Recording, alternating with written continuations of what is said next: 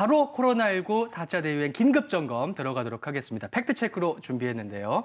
첫 번째 포인트, 확진자 1,200명대 서울은 사상 최대 4차 대유행이 시작됐다. 이제 현실화된 거죠, 정 교수님? 네, 지금 급격한 4차 대유행이 진행되고 있다고 봐야 됩니다. 우리가 확산세를 볼 때에는 확산세를 증가시키려는 힘과 감소시키려는 힘의 균형을 보셔야 되는데요. 확산세를 증가시키려는 힘 같은 경우에는 변이 바이러스가 유입되어서 확산된다거나 사회적 거리두기에 대한 피로감과 완화가 있을 경우에는 확진자가 늘어나게 되고 백신 접종률이 늘어나게 되면 확산세가 잡히게 됩니다. 하지만 우리가 6월까지 상황을 보게 되면 델타 변이 바이러스가 유입되면서 급격히 확산되기 시작했고요. 사회적 거리두기에 대한 피로감과 완화가 조금 있었습니다. 그리고 델타 변이 바이러스 같은 경우에는 2회 접종까지 하지 않으면 감염 예방 효과가 나타나지 않게 되는데요. 아직까지 우리나라의 백신 접종률이 1차 접종 30%, 2회 접종 10%에 불과하기 때문에 백신 접종이 확산 예방에 미치기에는 아직까지는 조금 모자란 상태입니다. 일시적으로 이런 힘의 균형이 깨어졌다라고 봐야 됩니다. 그렇군요.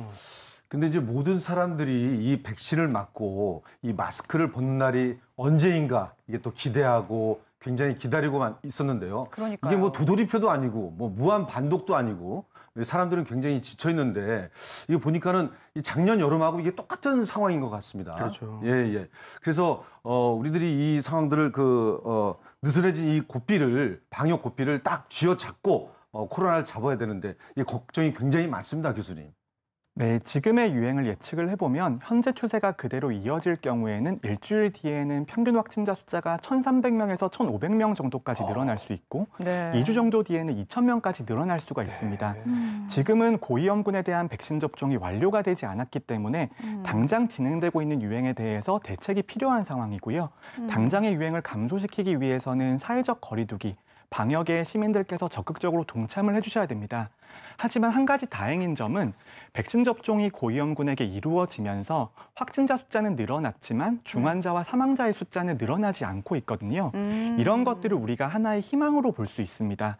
앞으로 고위험군에 대한 접종이 완료가 되고 사회 전체적인 면역 수준이 높아진다라면 우리가 이 감염병을 더 이상 특별하지 않은 감염병으로 만들 수 있습니다. 아, 그렇군요.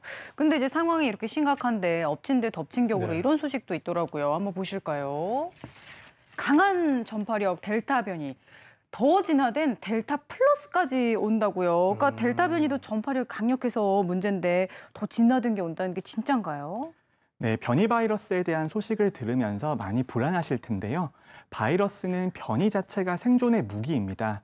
바이러스는 변이할 수밖에 없고요. 변이가 계속되면서 기존 바이러스보다 전파력이 높거나 백신의 효과를 회피하는 능력이 생기지가 않으면 우세종이 될 수가 없습니다. 그렇기 때문에 바이러스는 지속적으로 진화하고 있는 것이고요. 델타 변이 바이러스도 델타 변이 바이러스보다 더 전파력이 높고 백신에 대한 효과가 떨어질 수 있는 변이가 지속적으로 등장할 수가 있습니다. 그런 것들을 아직까지 정식 명칭이 붙진 않았지만 델타 플러스 바이러스 이렇게 명칭을 부르는 것인데요. 그래도 한 가지 다행인 점이 백신의 효과가 떨어진다라고는 되어 있지만 지금은 백신의 효과가 두 종류로 이해가 되고 있습니다. 하나는 감염을 막아주는 효과이고요. 하나는 사망을 막아주는 효과인데 바이러스의 변이가 지속된다고 하더라도 감염 예방을 막아주는 효과는 조금 떨어질 수 있습니다. 하지만 사망을 막아주는 효과는 그대로 유지가 되기 때문에 백신 접종을 하시는 게 무엇보다 중요하겠습니다. 델타에 델타 플러스까지 넘어야 될 산이 첩첩산중인데 상황이 이렇게 심각하다 보니까 오늘 아침에 방송 들어오기 전에 봤어요. 4단계로 이제 사회적 거리두기 간다고 속보를 봤는데 어떤 내용이 포함되어 있을까요, 교수님? 네, 4단계 조치는 우리가 경험해보지 못한 강도 높은 조치입니다. 가장 대표적인 게 사회적 거리두기의 인원 제한인데요. 6시 이후에는 3인 이상 집합금지가 적용이 되게 되고요. 6시 이전에도 5인 이상 집합금지가 적용이 됩니다. 그리고 실외 집회라든지 아니면 사회의 많은 부분에 제한이 걸리게 되는데요. 지금 사회적 거리두기 4단계가 적용된 만큼 지금 시기에 모든 국민들이 동참해 주셔서 이 기간을 길지 않게 만드는 것이 무엇보다 중요합니다. 네, 방심하지 말고 잘 지켜야겠고요.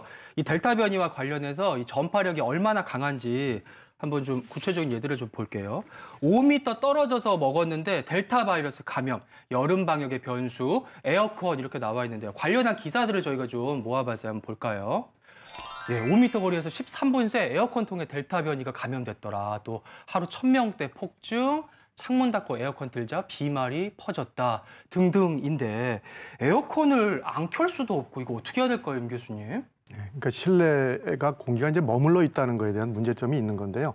우리가 쉽게 이해하시면 비말이 이동할 수 있는 거리가 호흡을 하게 되면 보통 한 1m 정도까지 갑니다. 그리고 이제 기침을 하게 되면 한 2m 정도까지 이동을 하고 재채기를 하게 되면 굉장히 멀리 한 6m 정도까지도 이동이 가능하다 보니까 실내에서 이렇게 에어컨을 켜고 밀폐되어 있는 공간 안에 있다 보니까 5m 안에서도 감염이 이루어졌다는 그런 증거들이 확인이 되어진 거고요. 네. 더 나아가서는 지금 이렇게 실내 공기들이 계속 머물러 있는 상태에서의 바이러스의 생존 기간들에 대한 실험들을 해봤더니 네. 대략적으로 한 5일 정도까지도 보통 살아있다라고 지금 실험 결과들이 나오고 있어서 네.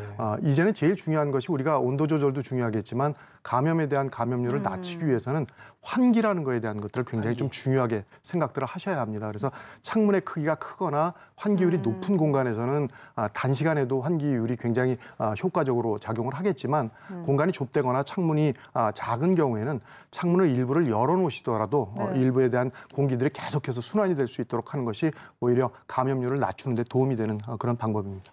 그러니까 말이에요. 이제 장마가 끝나고 나면 찜통더위가 예고가 돼 있던데 에어컨 사용하실 때 정기적인 환기 꼭 잊지 마시기 바라겠고요. 그다음 이제 백신 관련 내용입니다.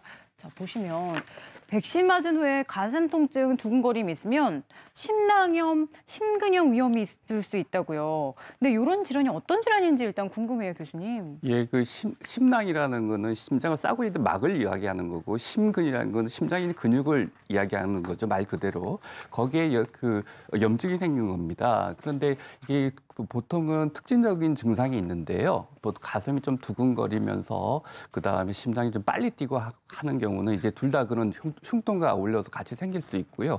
특히 그 심낭염 같은 경우는 기침을 하거나 숨을 깊게 들이마시거나 또 뒤로 이렇게 제쳤을 때 이렇게 증상이 심해지고 이렇게 앞으로 숙였을 때는 증상이 좀 완화되는 경향이 있습니다.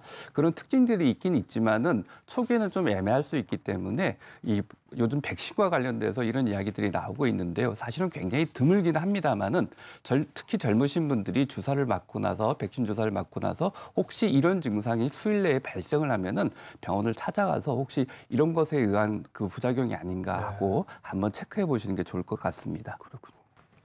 네, 저희가 한동안에 그 혈전증 때문에 걱정을 좀 많이 했었는데요. 그런데 왜 갑자기 심장 질환에 또 우려가 또 생겨서 이게 얘기가 나오는 걸까요?